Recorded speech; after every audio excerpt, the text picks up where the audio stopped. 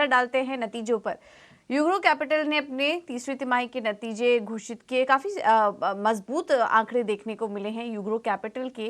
ब्याज से आय में 28%, मुनाफे में 148% का उछाल आया है। और एयूएम के फ्रंट पर तो बात करेंगे तो काफी स्ट्रॉन्ग नंबर्स देखने को मिले हैं। हमारे साथ कंपनी के वाइस चेयरमैन और एमडी सचिंद्र नाथ जी जुड़ चुके हैं। सचिंद्र जी, बहुत बहुत धन्यवाद समय देने के लिए और कॉन्ग्रेचुलेशंस, काफ़ी शानदार नतीजे आए हैं।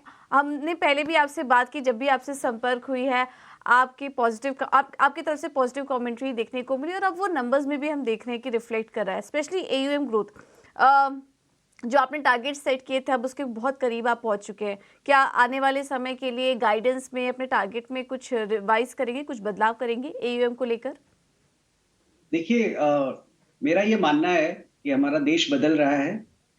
इस बदलते भारत की जो अर्थव्यवस्था है उसमें जो लघु उद्योग है उसका जो कंट्रीब्यूशन है वो बहुत ही ज्यादा विस्तृत होने।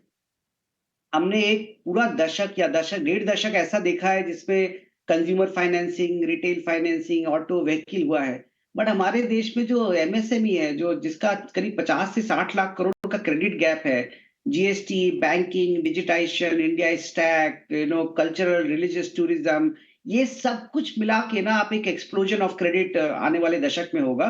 और ऐसा हुआ कि हमारा जो स्टार्ट हुआ वो इसी टाइम में हुआ एंड उसका सब रिजल्ट आप ये देख रहे हैं। तो ये एक पहली बात है। जहां तक आपने बोला कि हम कुछ अपने टारगेट में रिवाइज कर, देखिए हम ऐसे बिजनेस, हमारा जो उद्देश्य है, हमारा उद्देश्य है कि हम हिंदुस्तान के ये जो एक्सक्लूडेड सेक्टर एमएसएमई है उसमें जो ये बदलाव आ रहा है उस बदलाव को हम सपोर्ट करना चाहते हैं और हिंदुस्तान की सबसे बड़ी एमएसएमई फाइनेंसिंग कंपनी बनाना चाहते हैं। तो हम उस उद्देश्य को ध्यान में रख के काम करते हैं। और बहुत ही हम प्रोत्साहित हैं कि जो हम कहते हैं वो हम कर पाते हैं। हम करीब 5,550 करोड़, 550 करोड़ से 600 करोड़ पर मंथ का ग्रॉस डिसबर्समेंट करते हैं। बहुत लार्ज नंबर ऑफ कस्टमर हम ओरिजिनेट करते हैं और जब ये ईयर खत्म होगा तो हम उस पे होंगे। आने वाले वर्ष में हम और अपना जो फिजिकल फुटप्रिंट है उसको बढ़ा रहे हैं। 75 लोकेशन से 150 जा रहे हैं। हमारा रिटेलर फाइनेंसिंग बिजनेस अब बढ़ रहा है, हमारा को लेंडिंग वॉल्यूम बढ़ रहा है। तो हमको ऐसा लगता है कि हम जो अपना स्पीड ऑफ ग्रोथ है वो मेंटेन कर पाएंगे, मार्जिन मेंटेन कर पाएंगे।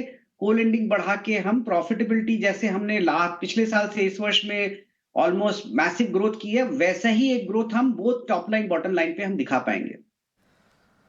बिल्कुल सचिंद्र जी, और जिस तरह का एक आत्मविश्वास आपको आपके कारोबार और उसके विजन में नज़र आ रहा है, और उम्मीद यही होनी चाहिए कि और ज़्यादा बेहतर यहाँ से रास्ता हो। लेकिन फिर भी एक नज़रिया आपका इस ग्रोथ की सस्टेनेबिलिटी पर हम चाहेंगे कि यहाँ से अगर हायर बेस पे इस ग्रोथ के सस्टेन होने की बात करें तो किस तरह का नज़रिया है कारोबार को लेकर, आगे विस्तार को लेकर और कुछ खास प्लानिंग को लेकर, अगर आप कुछ जानकारी दे पाएं?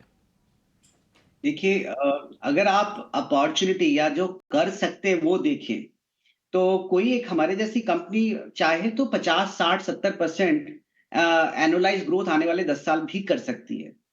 बट हम वो करना चाहेंगे नहीं करना चाहेंगे, इसका बहुत सारे इसमें चीजें इन्वॉल्व हो जाती हैं। पहला कि खाली एसेट ग्रोथ एक नहीं इंपॉर्टेंट फैक्टर है, हमको उतनी लाइबिलिटी मिल सकती है कि नहीं, हम अपने क्रेडिट को कंट्रोल कर सकते हैं कि नहीं, और हम कितना कैपिटल हमको चाहिए। बिकॉज आप अपने शेयर होल्डर को रिवॉर्ड करने के लिए आप चाहते हैं कि जो आपने अच्छा काम किया उसका बेनिफिट आपके शेयर प्राइस में आए, जिससे इंक्रीमेंटल कैपिटल आप लोअर है ना हायर रेट पे रेज करें। तो ये सब देखते हुए हमारा ऐसा मानना है कि 2025 जब खत्म होगा उसके बाद आने वाले कई सालों तक हम 30 से 45% पर ईयर का ग्रोथ करेंगे।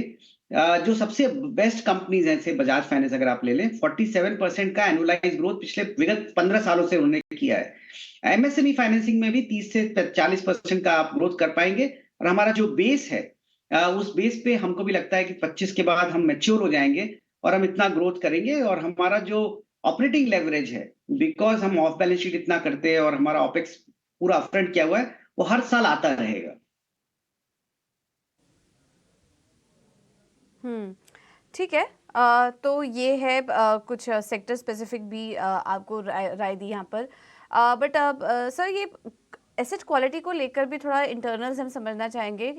नेट एनपीए तो ओवरऑल स्टेबल रहे हैं, ग्रॉस एनपीए में हल्की बढ़त यहाँ पर देखने को मिली। क्या कुछ कंसर्न है? वैसे तो आपने हाईलाइट किया है कि आपके एसेट क्वालिटी काफ़ी स्ट्रॉन्ग है और आप काफ़ी आपकी कोशिश भी आगे यही रहेगी कि वो आगे भी मेंटेन रहे, पर क्या कुछ दिक्कतें आपको नज़र आ रही हैं और आने वाले समय में क्रेडिट कॉस्ट आप कैसा देख रहे हैं? बिल्कुल, हमारा जो ग्रॉस एनपीए है 1.9 से 2% पे पहुंचा है। ये जो 0.1% की जो आप बढ़ोतरी देख रहे हैं, ये एक्चुअली बढ़ोतरी को आपको दो दृष्टिकोण से देखना चाहिए। पहला दृष्टिकोण, हमारा जो लोन बुक है वो अब मैच्योरिटी पे आ रहा है। तो पिछले 2.5-3 साल में जो हमने एसेट बिल्डअप किया है, जब वो एक मैच्योरिटी पे आता है तो हमारा एक प्री प्लान क्रेडिट कर्व होता है और हमने बोला है कि जब भी ये सारा पोर्टफोलियो मैच्योर करेगा, मोस्टली हम लोग in the range of 2% GNPA के बीच में रहेंगे। इसमें 1.9 से 2.1% के बीच में हम होवर अराउंड करेंगे और हम वहां पे अब पहुंच रहे हैं। और हमको इसमें ये reflection of deterioration of credit quality नहीं है, बिकॉज हमारा जो कलेक्शन एफिशिएंसी है, हमारा जो बाउंस है, वो बहुत ही स्टेबल है। ये खाली पोर्टफोलियो मैच्योर होने के दृष्टिकोण से यहाँ पे आया है। हमारा जो क्रेडिट कॉस्ट कर्व है, तो हमने हमेशा बोला है कि हम टोटल 2% क्रेडिट कॉस्ट के नीचे रहना चाहते हैं और क्रेडिट कॉस्ट जो है वो फंक्शन पोर्टफोलियो कंस्ट्रक्ट का है, क्योंकि हम 70% ऑफ पोर्टफोलियो सिक्योर्ड करते हैं, उसमें काफी कोलैटरल होता है। हम MSME small ticket MSME financing भी करते हैं, हम रिटेलर भी करते हैं, मशीनरी भी करते हैं। उसका जो कॉम्बिनेशन होता है, सो जो जीएनपीए तो आपका डिफॉल्ट है, लेकिन जो लॉस होता है वो डिपेंडिंग अपॉन कोलैटरल, तो वो भी हम बहुत कॉन्फिडेंट अभी हम हैं कि वो भी हम 2% के नीचे रख पाएंगे।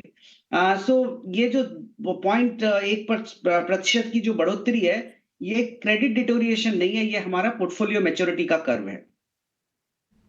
ओके सचिंद्र जी, इसी के साथ आपका बहुत बहुत शुक्रिया करेंगे हमारे साथ आज जुड़ने के लिए और नतीजों पे चर्चा करने के लिए। तो ये थे यूग्रो कैपिटल के वाइस चेयरमैन और एमडी सचिंद्र नाथ जी, जहाँ पे उन्होंने बताया कि किस तरीके का ग्रोथ आउटलुक आने वाले समय में कंपनी देख सकती है और साथ ही एनपीएस पे क्या आउटलुक है। फिलहाल देखें तो स्टॉक में करीब 3% से ज़्यादा की मजबूती